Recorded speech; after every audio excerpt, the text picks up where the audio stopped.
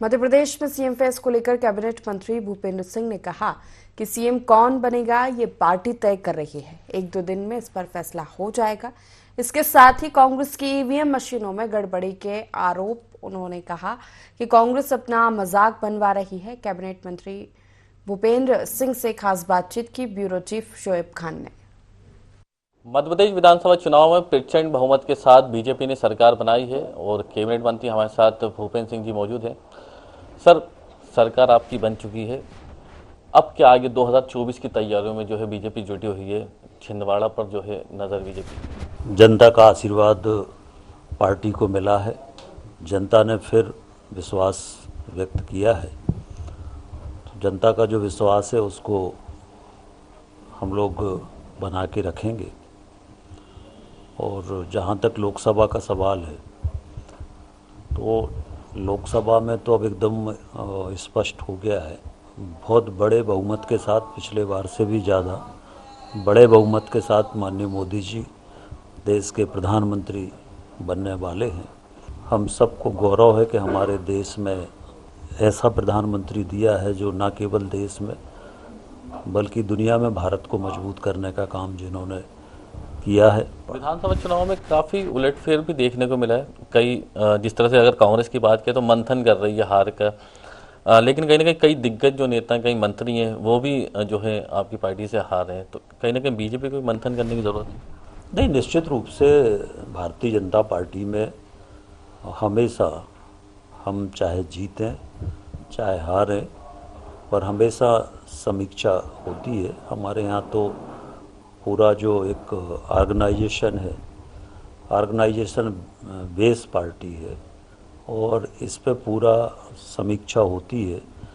ना केवल विधानसभा में हारे या एक एक बूथ पे, जिस बूथ पे हारे हैं उस बूथ की समीक्षा होती है और हार के क्या कारण है उसकी समीक्षा होती है और उन कारणों को हम लोग लोकसभा के पहले ठीक कर लेंगे तो हमें लगता है कि लोकसभा के चुनाव में हम लोग लगभग सभी बूथों पर चुनाव जीतेंगे। कांग्रेस हार स्वीकार नहीं कर रही, अब कह रही है ईवीएम मशीनों में गड़बड़ी थी, सुप्रीम कोर्ट जाने की बात वो कर रहा है। देखिए, ये तो अब एक मजाक का विषय बन गया है। जब कांग्रेस के बड़े नेता इस बात को कहते हैं तो वो मजाक जैसा लगता है।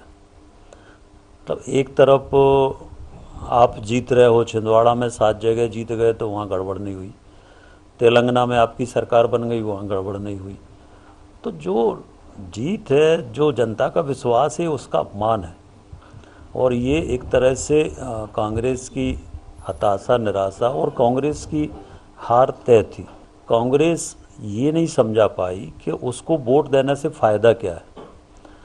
तो एक तो मतदाता को ये वो बताने में असफल हुए, कुछ था भी नहीं उनके पास। 3 राज्य के जो सीएम फेस को लेकर चर्चाएं चल रही हैं, क्या लग रहा है आपको, कब तक ऐलान हो सकता है और आपको कौन ऐसा लग रहा है कि मुखिया मध्य प्रदेश का? देखिए, ये सब तो हमारा जो केंद्रीय नेतृत्व है वो सब तय करता है और भारतीय जनता पार्टी में ये सब चीज़ें बड़े सहज रूप से होती है। जो निर्णय हमारा केंद्रीय नेतृत्व करता है उसको सब स्वीकार करते हैं। इसलिए हमारे यहाँ कोई ऐसी कोई वो नहीं होता है कि कौन बने कौन नहीं बने। जिसको भी पार्टी तय करेगी वो हमारा सीएम होगा। इसलिए भारतीय जनता पार्टी में मुझे लगता है 2-3 दिन में हो जाना चाहिए। देखिए, ना मैंने कभी पहले ये बात रखी है ना आगे रखने का सवाल है।